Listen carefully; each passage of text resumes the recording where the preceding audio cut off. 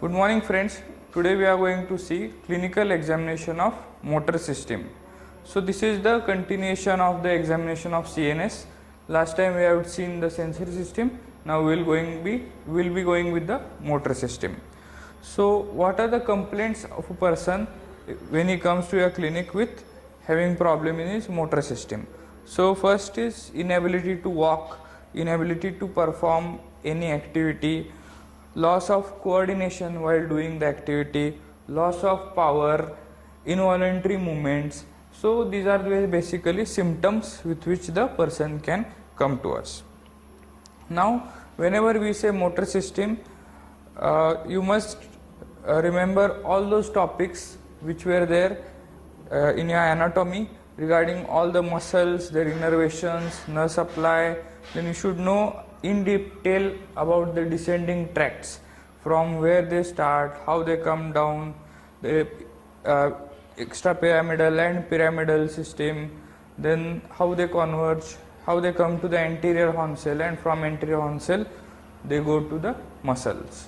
So basically you should know regarding the upper motor neuron and the lower motor neuron. So this basic, whenever it becomes very clear in your mind, then you will understand this practical nicely. So symptoms we have already talked. We will see what are the points which are examined in motor system.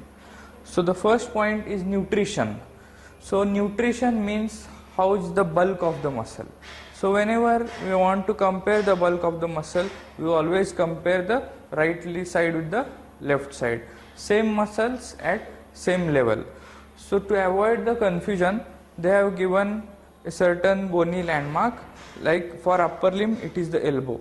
So 5 inches above the elbow you have to take the girth, 4 inches below the elbow you have to take the girth, and compare the girths of both the sides. So 5 inches above on the left side, 5 inches above on the right side, 4 inches below the elbow joint on the right side, 4 inches below the elbow joint on the left side.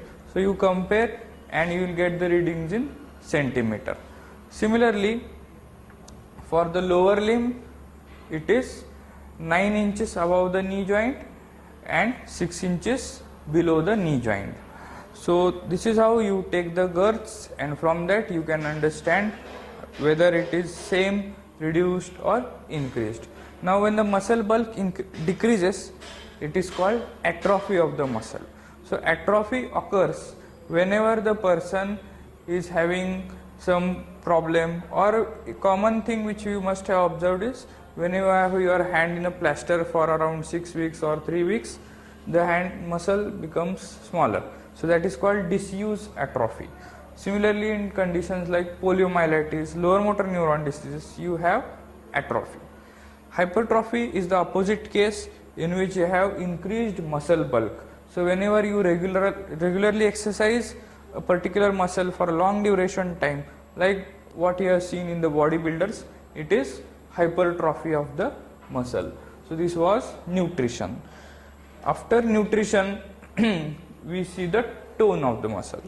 So as you know, the muscle is always in a passive state of contraction, and if you move your limb passively, you will feel some resistance, and that is nothing but the tone of the muscle.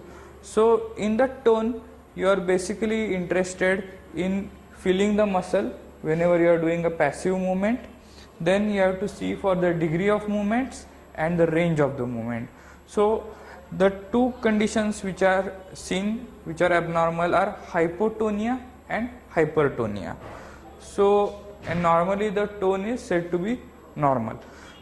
The hypotonia is particularly seen in the lower motor neuron paralysis, where the muscle is very flaccid. Even after contraction the muscle will be flaccid. And hypertonia is divided into two types, that is, one is spasticity and one is rigidity. Now the spasticity is feature of the pyramidal tracts.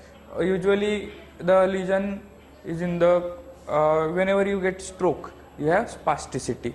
Now this spasticity is clasp knife spasticity. So there is sudden opening, initially resistance and sudden opening.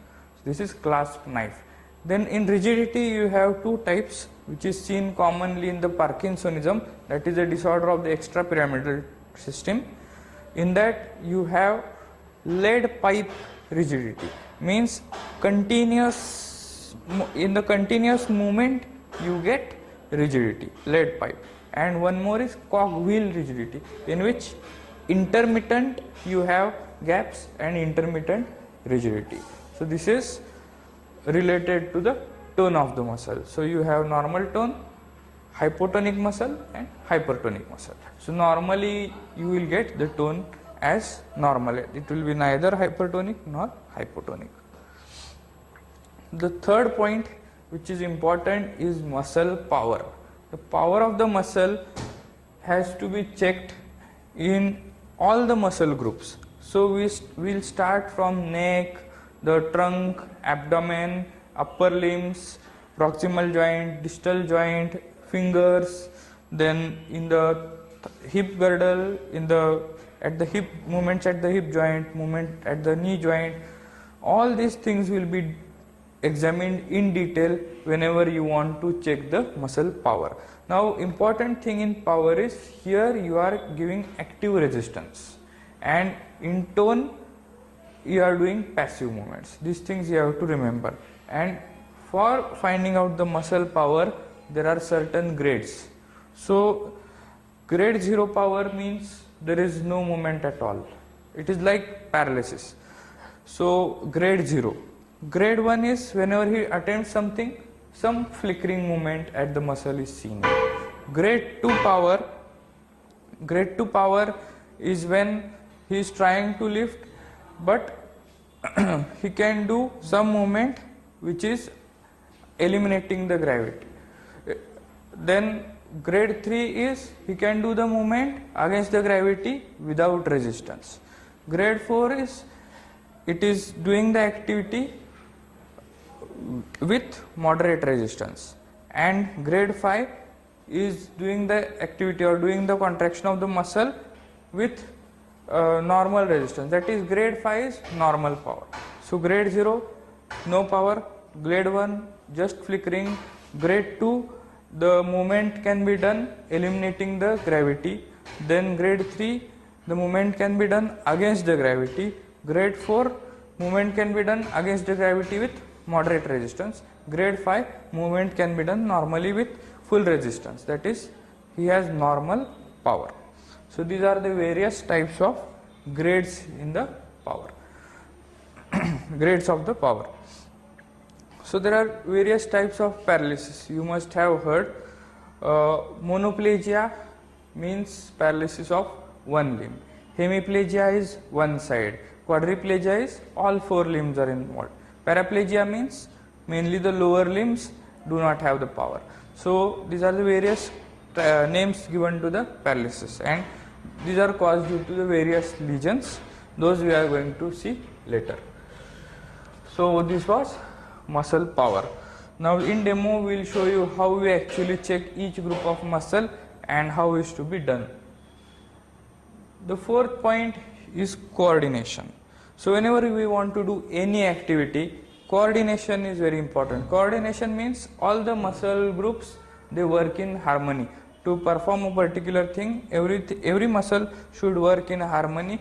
And if we take example of walking, so when we walk, there is flexion at the hip and knee, then next the other limb is balancing. So each thing is well controlled and there is harmony in whatever you are doing. Suppose you want to catch or take any object, so there should be a harmony. If there is no harmony, then there will be incoordination, and that is called ataxia. So loss of coordination is called ataxia. In coordination, whenever we want to examine for the coordination, we will divide it into coordination of the upper limb and coordination in the lower limb. So there are certain tests for coordination for the upper limb. The first test is finger nose test, in which the subject is asked to close the first, in which the subject is given instruction. So the subject first will keep his eyes open, keep one hand in front of his nose, and then he will touch alternately. This is called finger nose test. Similarly, he will repeat on the opposite side. First with eyes open, then eyes closed, slow and fast. So this is finger nose test. The second test is finger to finger test, in which the subject has to keep his eyes open. He has to first spread his arm, and in the center he has to bring the fingers and touch. This is finger to finger test. First with eyes open, eyes closed, and then at the slow rate and at the faster rate. Then third test for upper limb is diadochokinesis, in which the person has to do alternate supination and pronation of the hand. So this is called diadochokinesis. Suppose he is not able to do it, it is called dysdiadochokinesia. Now this thing is mainly affected in the lesions of the cerebellum. So cerebellum, if any problem in the cerebellum, commonly you will have incoordinated movements. If you have a problem in the cerebellum, basal ganglia, you can have problem in the coordination. Also, there are certain diseases like Parkinsonism, in which you can get various problems. Now, in the lower limb for coordination, there are again three tests. First test is called knee heel test, in which the subject will be lying supine. The heel of the right limb is kept on at the knee, and he has to take it forward along the shingle of tibia, go up to the heel, again lift, and again take it on the knee. Repeat it on the other side with eyes open and eyes closed, fast pace and slow pace. So this is the heel knee test. Now the second test in the lower limb is related to the sensory ataxia, that is the Romberg sign. So allow the person to stand, join his greater toe, stand, and then ask the subject to stand like this straight. So the first thing is he has to remove his footwear and his feet should be touching to the ground, and he has to stand like this. Now the next step is ask him to close his eyes. After closing the eyes, if he sways here and there, it is called Romberg sign positive. Now this is the main thing what we do to differentiate between a motor ataxia and sensory ataxia.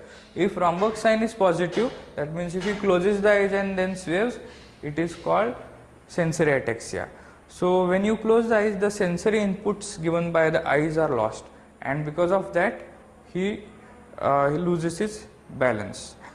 And in motor ataxia, the problem is in the motor system, even with eyes open he will sway. So that is how you differentiate between a sensory ataxia and motor ataxia. Then the third test in the lower limb is called tandem gait. In tandem gait, the person is allowed to walk in a straight line and with the heel in front of the great toe. So he has to walk in a straight line. Now the normal gait of a person is he will walk in a straight line without losing balance. So it will be a well coordinated act. Now in tandem gait, he'll lose his balance, or he will not be able to walk in a straight line. Now the important tip here is the examiner should be always in proximity with the person, because he can fall anytime. So you must be in a position to catch him if he is losing the balance. Then the fifth point in examination is abnormal movements. Now abnormal movements, there are many abnormal movements you can get in CNS. You can start with some localized like tics, then spasm, fasciculation. These are localized. Then in generalized you can have tremors. So tremors are nothing but to and fro movements, purposeless movements. Now in tremors you can again classify into fine tremors and coarse tremors. Fine tremors you usually get in anxiety, hyperthyroidism. Coarse tumors you usually get in various other CNS disorders. Intention tremors are specially seen in the lesions in the cerebellum. The coarse lesions, tremors are also seen in Parkinsonism. There is pill rolling movement. typically seen in the Parkinsonism. So then tics are again localized, like blinking of eyes. These are various facial tics that are there. Spasm is a contraction of a particular muscle, so that is called spasm. Then there are some other movements in which the extrapyramidal lesions are there, and mainly the lesions related to the nuclei in the basal ganglia. So there are some diseases like chorea. In chorea there are dance-like movements, a sudden violent movement, chorea. Then you have hemibalismus. In one side of the body you have dance-like movements. Then athetosis, that is the snake charming or writhing movements, that is athetosis. So these are the various diseases seen whenever you have a lesion in the nuclei of the basal ganglia. Various centers like putamen, caudate nucleus, subthalamic nuclei. Whenever you have lesions at those sites, you have these involuntary or involuntary abnormal movements. So chorea, athetosis, hemibalismus, these are the various involuntary movements. Also there are many more, but at least you should remember these things. Now posture and decubitus will tell you certain diseases. For example, if you go to the wards and when you see a patient who has cerebral stroke, he will be lying in a particular posture with his hand adducted inside hip joint internally rotated, and you can make out when the person is lying down that he has a stroke. So this will tell you various diseases regarding that. Then after decubitus we come to the gait. Now gait is a very important thing. When as soon as a patient enters in your clinic, you can find out that he has certain disease. So gait are very typical. Normal gait is person walks in a straight line without losing balance. Now we will see various abnormal gaits which are clinically important. So the first common, whenever you have cerebellum problem or problem in the cerebellar, if you have a lesion in the cerebellum, you have drunken gait, in which he has a wide base and he goes on moving like a drunk man. He cannot walk in a straight line, that is drunken gait. Then festinant gait is typically stooping gait and he has short stepping, and this is seen in the Parkinsonism. Limbs will be closer and he will lose balance. So this is festinant gait. Then waddling gait is a gait in which the person walks like a duck. So it is also seen in the late months of the pregnancy, waddling gait. Then if he has any problem in the limb, he will have limping, that is also one of the gait. If he has a stroke, cerebral stroke, the gait is circumduction, in which he moves his leg like this and his toes will scrape the ground, that is a circumduction gait. In diplegia he has a scissor gait. Also there are various gait abnormalities, like in the cerebral palsy also you have various gait abnormalities. So by looking at the gait you can understand that it may suggest you where the lesion can be. So these are the gaits.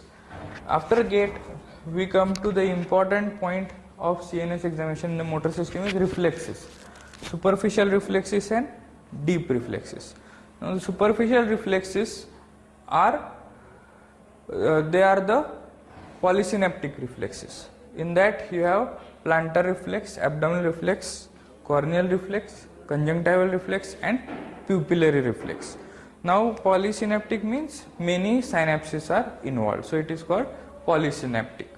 Now these things will be taken in detail when we show you actual demonstration, as it is practically difficult to just verbally tell. So during the demo we will explain how to do it properly.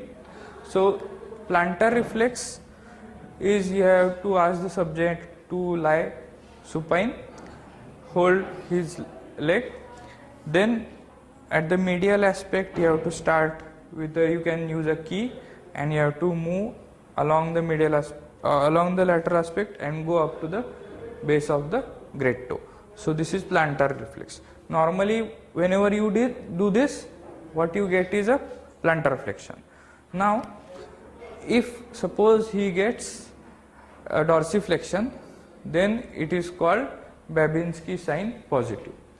There is dorsiflexion and fanning of fingers. This is commonly seen whenever a person has a lesion of the upper motor neuron type, and this Babinski sign is physiologically present in cases of newborn and children less than 1 year of age. Then in deep sleep also you can get the plantar reflex as dorsiflexion. Then second is abdominal reflex. This is also superficial reflex, in which you have to relax the abdomen and you have to stroke it. Whenever you stroke it, the abdominal muscles will contract. Now here whenever you say reflexes, the root value is very important. Root value of plantar is L5 S1 S2.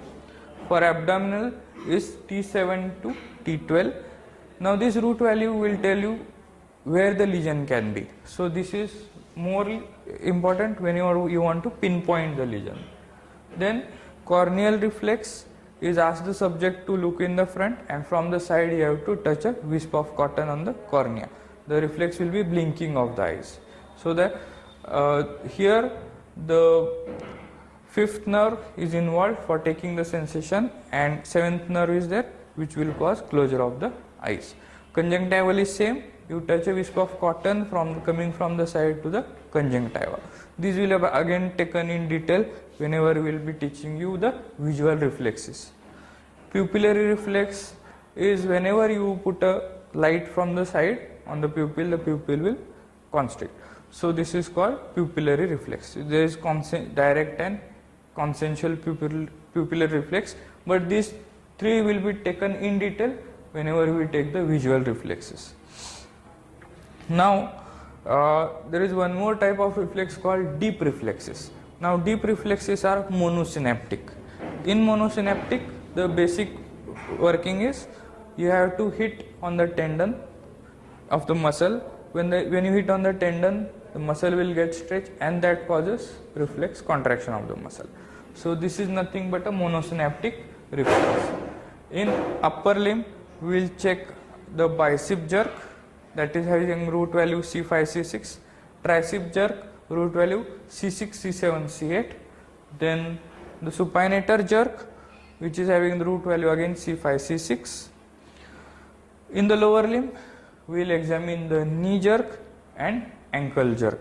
Knee jerk and ankle jerk will tell you about the lower limb. Knee jerk root value is L2, 3, 4, and ankle jerk is L5, S1, S2.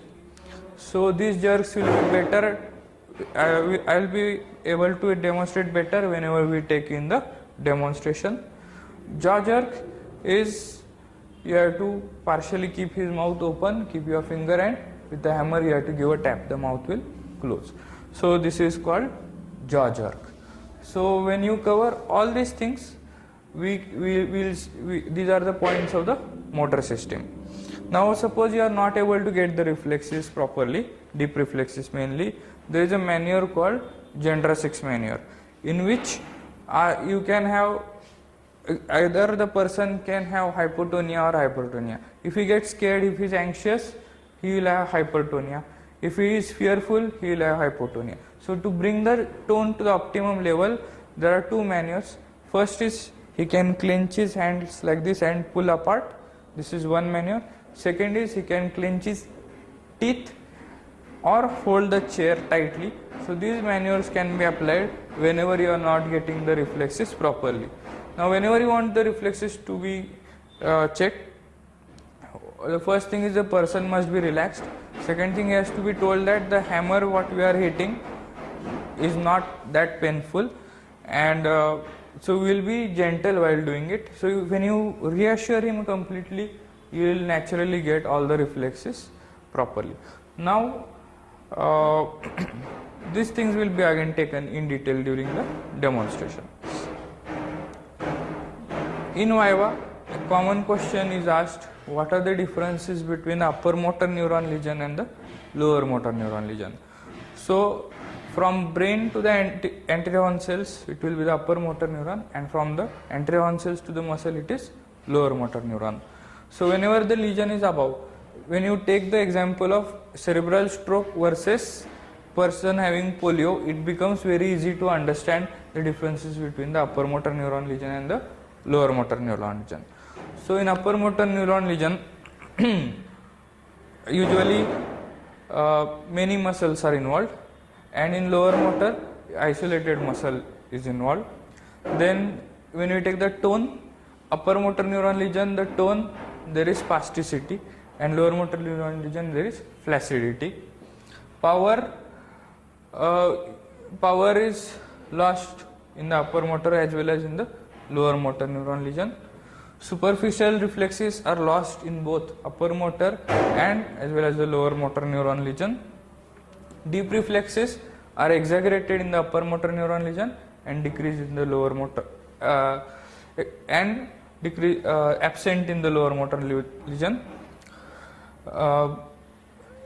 The deep reflexes are exaggerated in the upper motor neuron lesion because the inhibition which is there by the upper motor is lost.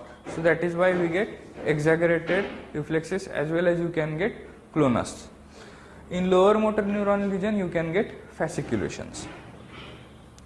So all these points are related to the difference between upper motor neuron lesion and lower motor neuron lesion. Commonly asked in the Viva, and also you can be asked in the practical exams.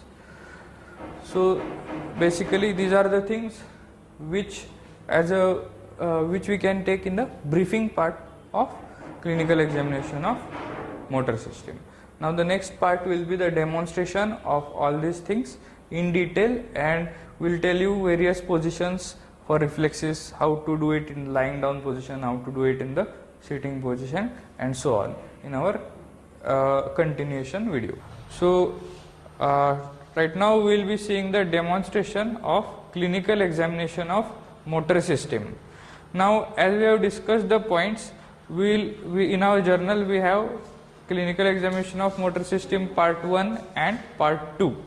In part 1 we will mainly dealing with nutrition, tone, power, coordination. In motor part 2 we will be seeing the other gait, decubitous, various reflexes. This will be the major part of motor part 2. So we will start with nutrition. In nutrition, as we are told, we are going to check about the bulk of the muscle. So the bony prominence we are going to see in the upper limb, elbow joint. In that, this is the bony prominence which we will consider. So 5 inches above and 4 inches below, we will first put a mark.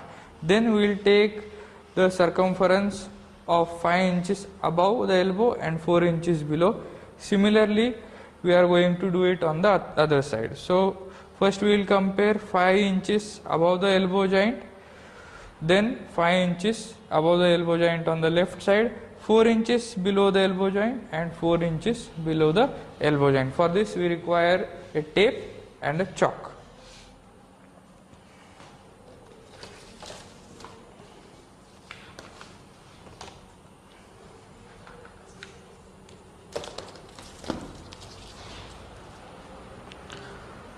So first we will fix our bony prominence 5 inches above the elbow joint. This is the bony prominence. Styloid process you can take. Olecranon process.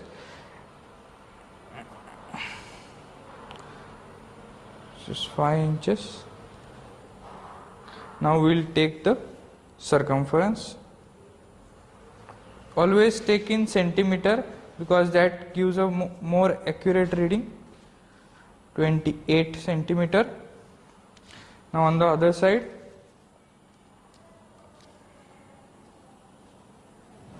elbows.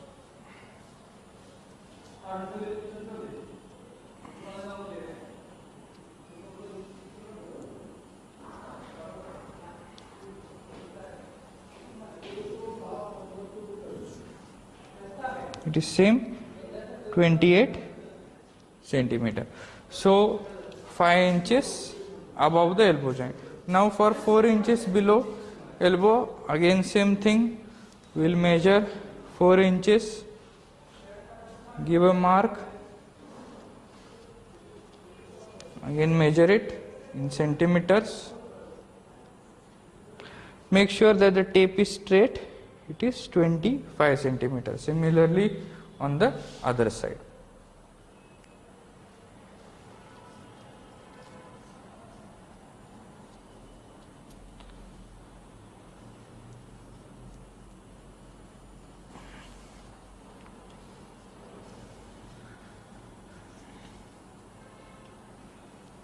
It is 25 centimeter. So this is for the upper limb. Now for the lower limb, ideally you should be wearing shorts. You should never take measurements on clothes because it will give us error. It is always advised to wear shorts, and whatever muscle or the area we are examining, it should be bare and it should not be covered with clothes. So for lower limbs, it is given 9 inches above the knee joint and 6 inches below the knee joint. So first we will do the markings of 9 inches above the knee joint. So the tibial tuberosity will take as the bony marking, as the bony landmark. So 9 inches, we will measure it with the centimeter scale. 41 centimeter. Similarly do it on the other side.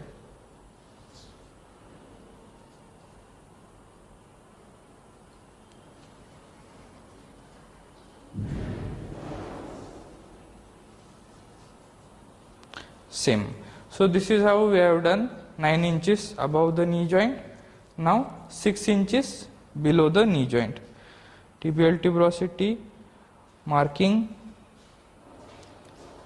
Again tibial tuberosity marking. Take the circumference. You can also take help of the attendant or a student. 32. Note down the readings in the journal. Okay. So this is how we check the nutrition of the muscle. 5, 4 and in lower lip 9 and 6. So we take the circumference, take the readings. This will tell us whether you have atrophy, hypertrophy, or the muscle bulk is same on both sides. Ideally it should be same. After nutrition, we will go to the tone. Now tone is partial state of contraction. The tone we have to check in the all muscle groups. In exam usually the question is asked, check the tone in the upper limb, check the tone in the lower limb.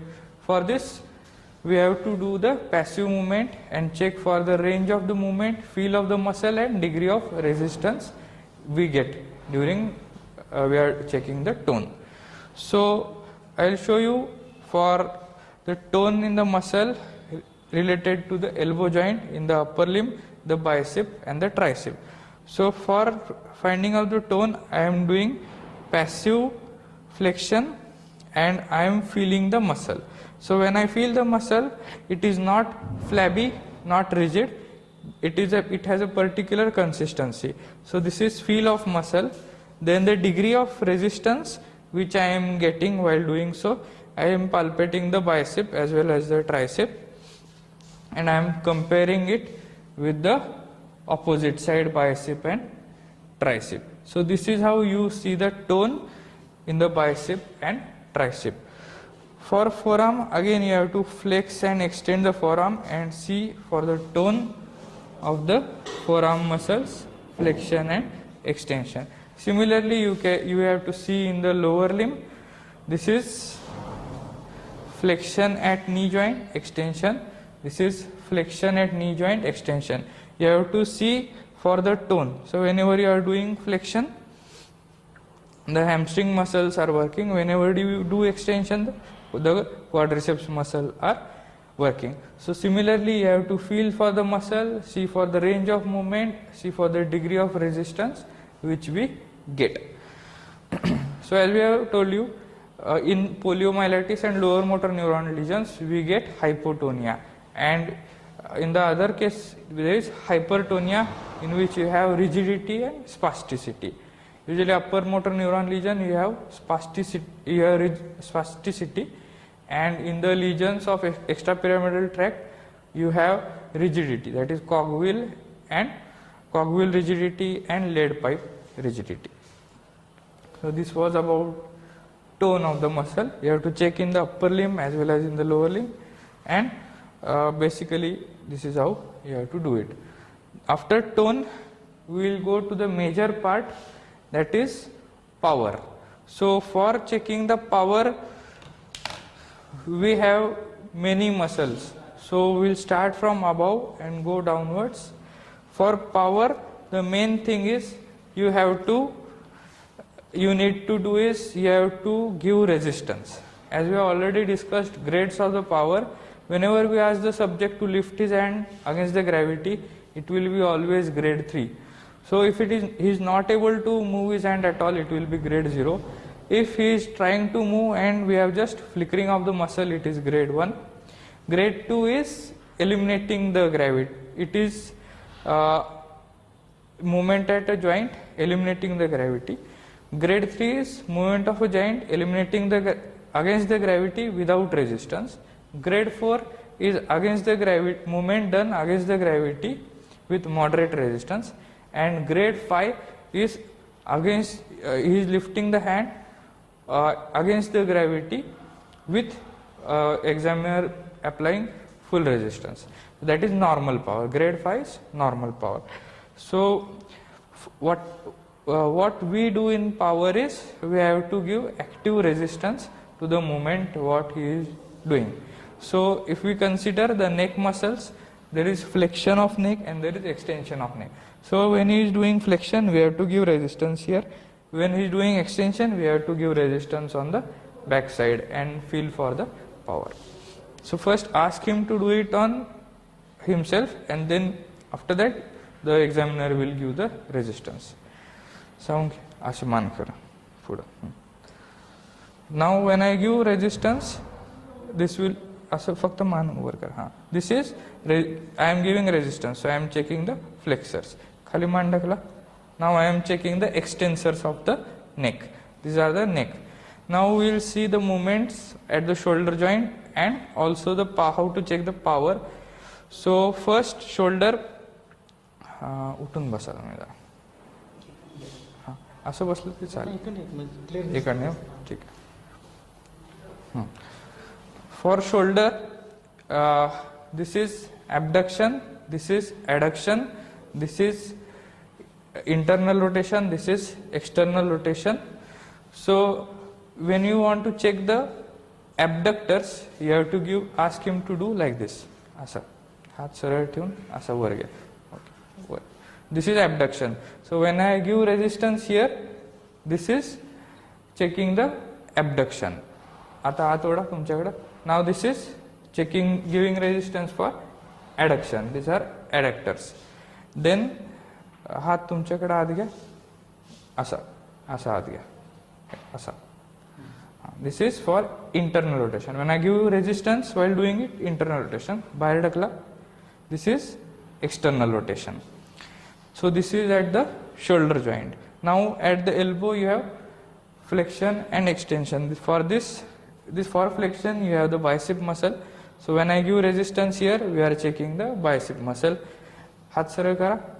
When I give resistance, we are checking the tricep muscle. So whatever you do on the right side, you have to compare it simultaneously with the left side.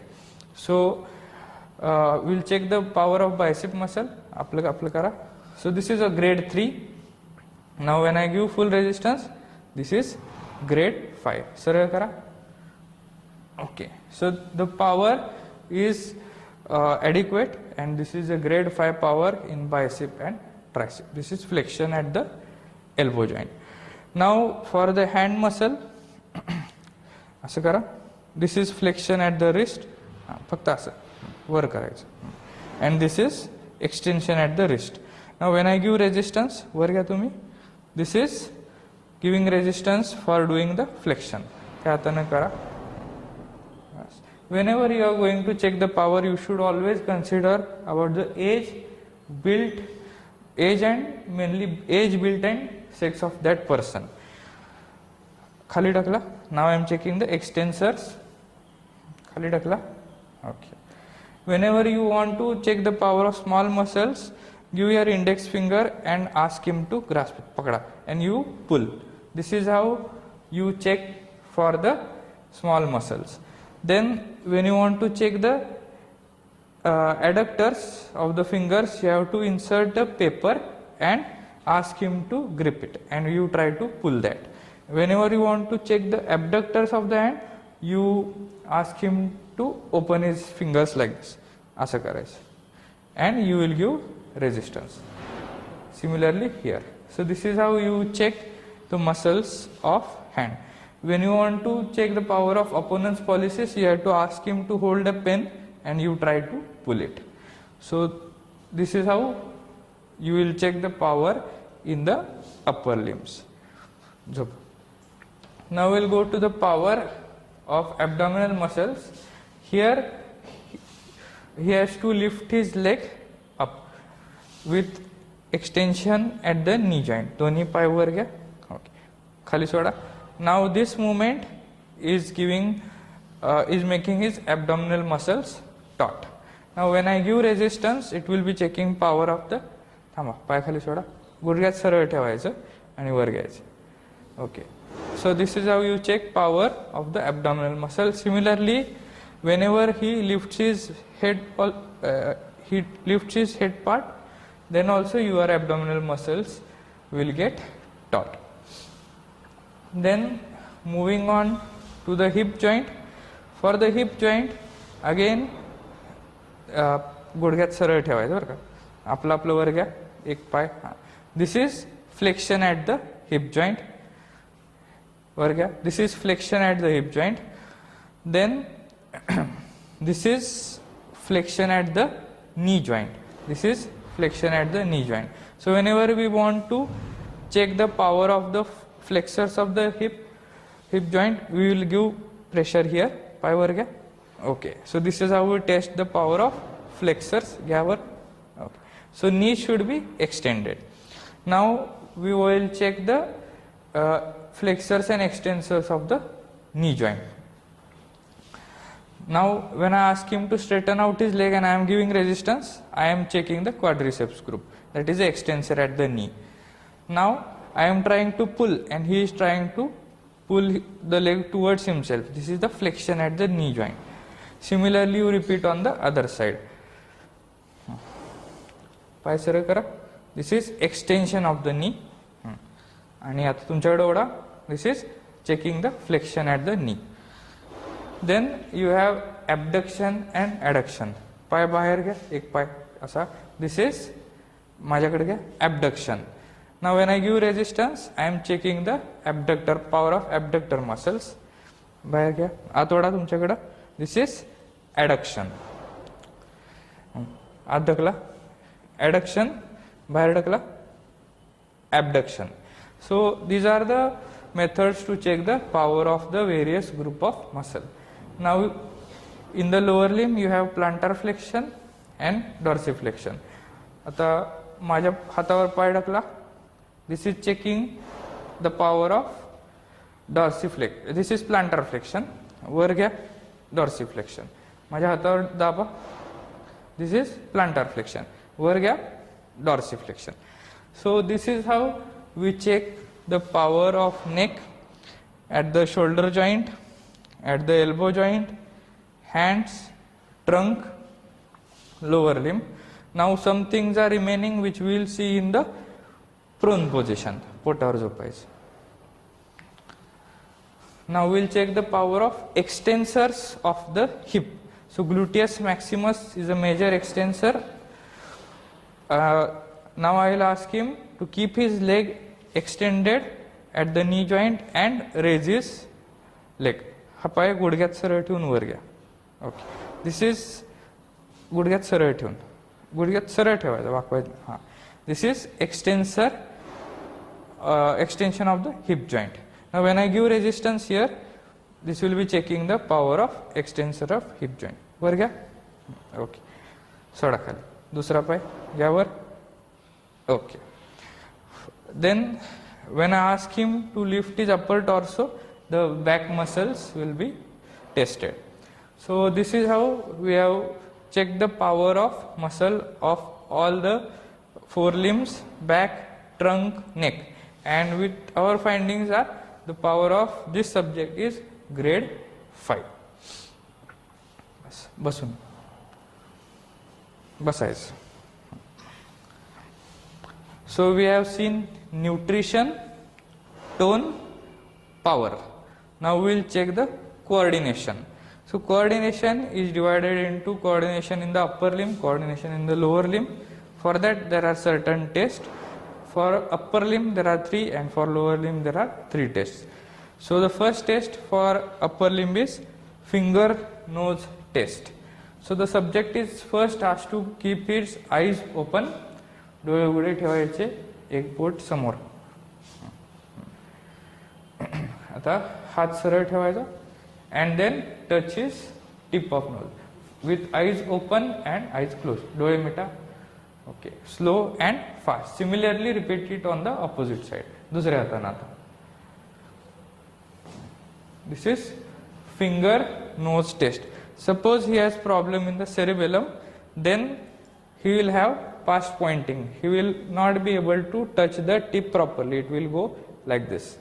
Now finger to finger test. So he has to bring the fingers in front of his eyes and touch the tips. Slow, fast, with eyes open and eyes closed. Then the third test is called diadochokinesis, in which he has to do alternate pronation and supination. दुसऱ्या हाताने. This is diadochokinesis. Now we will see the coordination in the lower limb. In that the first is knee heel test. Jopais. Again the subject's eyes will be closed. He has to take right heel and keep it on the left knee. Slide along the shin of tibia, go up to the heel and again come back. दुसऱ्या पायाने करा. With eyes open, eyes closed, slow and fast. So you can see the coordination. He is able to perform this without any difficulty. Now the second test for lower limb is the Romberg sign. खाली उतरायचं. Romberg sign is for testing the differentiating whether he has sensory ataxia or motor ataxia, or if at all he has ataxia. So normally Romberg sign ला उभा राहायचं, पाय जोडून. Give instructions. He has to join the feet, stand in a straight line. Examiner has to be so as to support him that he should not fall down, and ideally the person should not sway. If the person should not sway. So with eyes open, if he is swaying, it is motor ataxia. With eyes closed, he is swaying, it is called Romberg sign positive. That suggests sensory ataxia. Doemita. Okay. So even Ugda. So with eyes closed, he is not swaying, so that is Romberg negative. If he starts swaying with eyes closed, it is Romberg positive. That suggests sensory ataxia. Now the third is tandem gait. So a normal person can walk in a straight line without losing balance. So first a line will be marked and the person has to walk barefoot with one foot keep going in front. So you have to always support him and see to that he does not fall. Chalo. With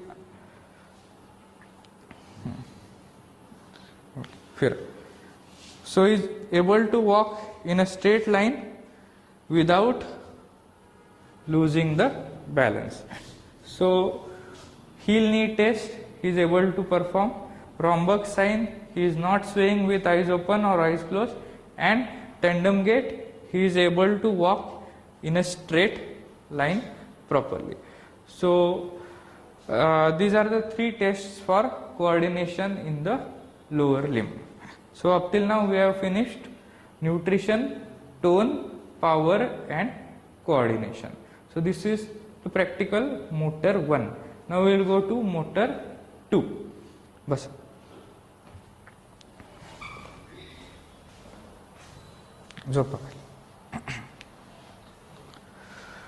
In motor 2, we in the briefing part we have already spoke about the gait, decubitus, posture, and how the various neurological diseases affect the gait, posture and the decubitus.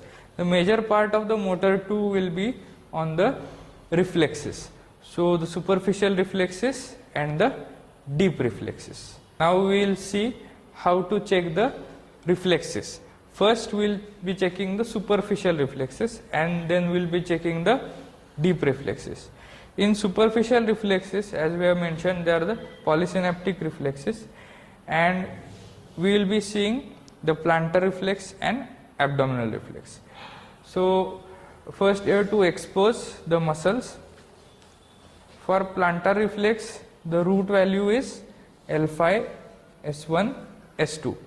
So for plantar reflex, we have to hold the leg like this, and with the end of the hammer or with a key, we have to move from lateral aspect to the great toe, base of the great toe. So ideally what we get is a plantar flexion. Suppose it is very painful, then you can also get a withdrawal, and whenever he has a upper motor neuron lesion, we get dorsiflexion and fanning of the toes. So ideal movement whatever will be like this, plantar flexion khali. Ideally we will get plantar flexion, but if he has upper motor neuron lesion, then there will be dorsiflexion and fanning of the toes. So now I am doing the plantar reflex.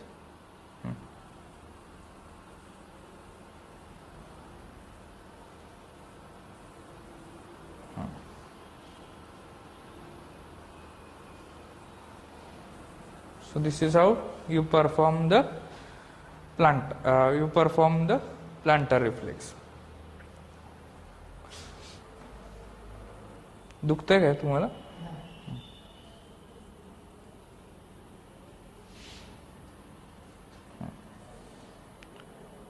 Now we will see the abdominal reflex. Suppose he gets pain, he can have some withdrawal. So now we will go. Now whenever he has dorsiflexion and fanning, that is Babinski sign, it is seen in the upper motor neuron lesion and in the newborns and also in deep sleep. Now abdominal reflex, here we have to first relax the abdomen, relax the abdominal muscles, then we have to stroke the this part of the semi-pointed part. It should not be that sharp, and then you have to stroke it towards the umbilicus, and then observe the movement of the abdominal muscle, the contraction of the abdominal muscles. So you can very well see the abdominal muscles are getting contracted. The root value is T7 to T12. Now the other superficial reflexes are corneal reflex, conjunctival reflex and pupillary reflex. These reflexes are specially dealt in the practical examination of eye and visual reflexes. So now we will be moving on to the deep reflexes. In deep reflexes, in the upper limb we have bicep jerk, tricep jerk and supinator jerk. So similarly we have to compare on both the sides. For bicep jerk, we can do it in the sitting position or supine position. Right now I will be demonstrating in the supine position. Hand should be kept like this on the abdomen. The thumb should be kept on the bicep tendon give instruction to fully relax, सांग पूर्ण relax सोडायचं, and then with the tip part of the hammer you have to hit on the thumb, and the desired action is there. Whenever you give a hit, tendon will get stretched and reflexly the muscle will get contracted. So bicep reflex you will get contraction and there will be flexion at the elbow joint. Now this is the hammer. The hammer should be held like this and it should fall like this. The movement should be at the wrist joint, it should not be at the elbow joint. So when we do like this, the bicep muscle gets contracted. Similarly on the other side, so bicep muscle gets contracted.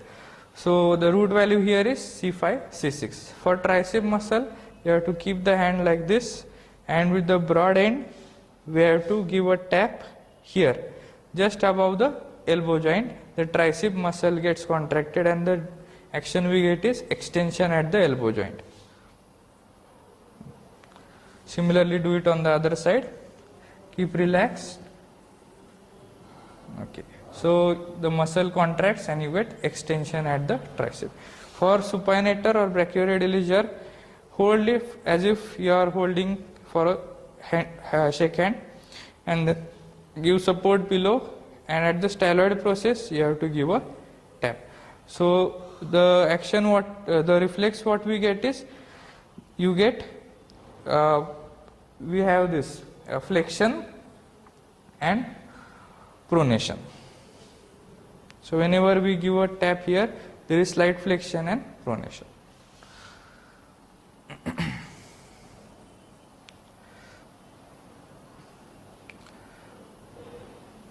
So we have to support here, give a tap. So there is, you get slight supination and flexion. This is how you check for the supinator or the brachioradialis jerk. The root value is here C5, C6. Now we will see the reflexes of in the lower limbs. In the lying down position, first we will cover whatever we can do in the lying down position. The knee jerk. माझ्याकडे सरका जरास. In knee jerk again, ideally the muscles, all the muscles whatever we are testing have to be exposed. So first I will rest his leg on my hand, ask him to relax. Now this is the patellar tendon. I have to give a tap on it. So when I give a tap, the tendon will get stretched, the quadricep muscle will contract and the leg will become extended. So I will give a tap here. So there is extension. Similarly do it on the opposite side. So for that we have to go on the opposite side. We will better demonstrate on the right side. This was about the knee jerk. Similarly do it from the other side. Now for the ankle jerk has to be done like this.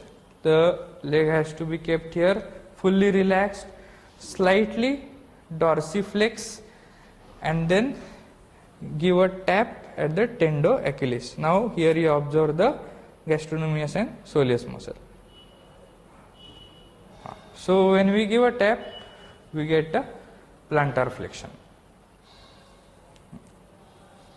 Similarly do it on the opposite side. Slightly dorsiflex and give a tap, so we get a plantar flexion. This is knee jerk and ankle jerk. Now we will see how to do this in sitting position. Now we will see how to check the jerk in sitting position. This is the position for bicep jerk. The thumb should be on the tendon and arm should be relaxed, muscle relaxed, slight flexion, and then give a tap. So when you give a tap, the bicep muscle contracts. Similarly do it on the opposite side. For tricep, rest his hand on your hand, slight पूर्ण हात soda माझ्या ह्याच्यावर वजन, and then give a tap just above the elbow joint on the tendon, and there is extension for supinator, hold the hand like this and then give a tap on the styloid process. There is supination and slight flexion. So you can also see the muscle becomes contracts. So this is how we check for the supinator or brachioradialis jerk. Now we will see the knee jerk in sitting position. He has to sit, he has to cross his leg. हा गुडघा याच्यावर ठेवा. नाही. Completely relax, palpate the patellar tendon and you have to give a stroke. So when we give a stroke, the quadriceps will contract and there is extension at the knee joint. Similarly, do it on the other side. दूसरा.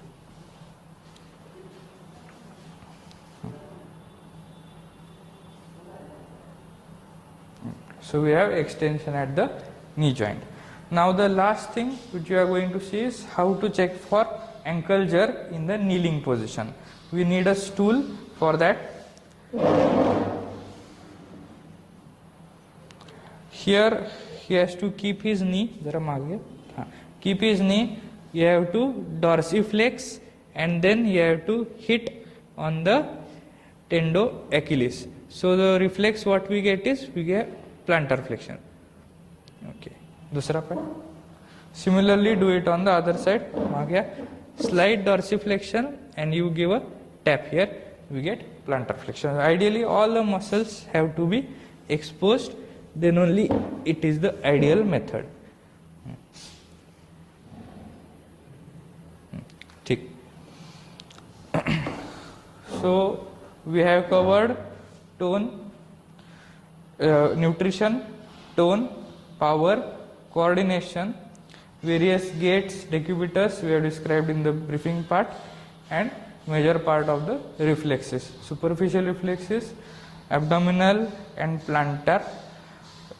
You have again conjunctival, corneal and pupillary. These are dealt in the clinical examination of eye and visual reflexes.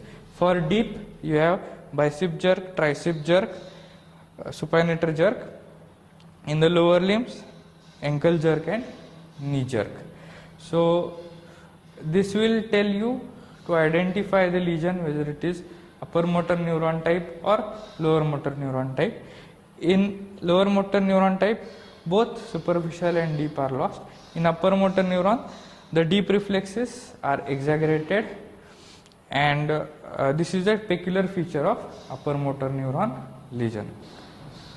So with this we have come to the end of the clinical examination of motor system. Thank you.